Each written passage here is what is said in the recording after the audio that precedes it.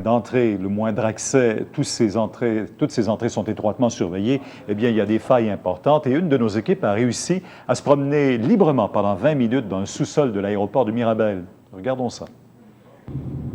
Vendredi, 16 h, nous nous préparons à entrer dans le tunnel emprunté normalement par les véhicules de livraison et les cols bleus de l'aéroport de Mirabel. À l'entrée de ce tunnel qui traverse l'aérogare, aucune mesure de sécurité. Pendant une vingtaine de minutes, nous y circulons en ne rencontrant à peu près personne. Cette porte offre une vue des convoyeurs à bagages. Cette autre porte est restée ouverte et ne devrait pas l'être. Nous pouvons nous promener à notre guise dans ce qui constitue le sous-sol de l'aéroport. Juste voir si quelqu'un va venir nous avertir. Mais ça n'arrivera pas. Nous ressortons comme nous étions entrés et ce n'est qu'après que nous ayons avisé les autorités que des véhicules d'urgence viendront dans le tunnel. 20 minutes, c'est pourtant amplement de temps sous un aéroport pour une personne mal intentionnée. Mais chez ADM, on soutient que les zones réglementées, c'est-à-dire celles qui sont d'ordinaire fermées au public, nous ont été inaccessibles.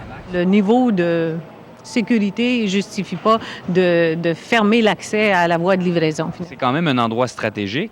Je veux dire, par rapport à son... On est quand même en dessous de l'aérogare. De la même façon que, premièrement, la structure de l'aéroport fait en sorte que, à moins d'avoir vraiment une puissance extraordinaire d'explosifs, c'est pas un grand danger. Quant à la porte du convoyeur de bagages, on dit qu'elle est équipée de détecteurs et qu'une caméra est braquée dessus. Ce tunnel a été fermé pendant les 10 premiers jours de la crise terroriste, mais officiellement, du moins, il n'était pas question aujourd'hui de revoir la sécurité.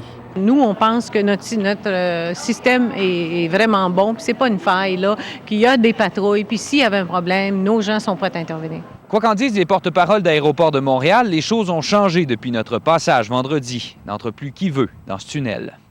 Surprise, lors de notre deuxième visite, depuis samedi, un agent contrôle l'entrée du tunnel.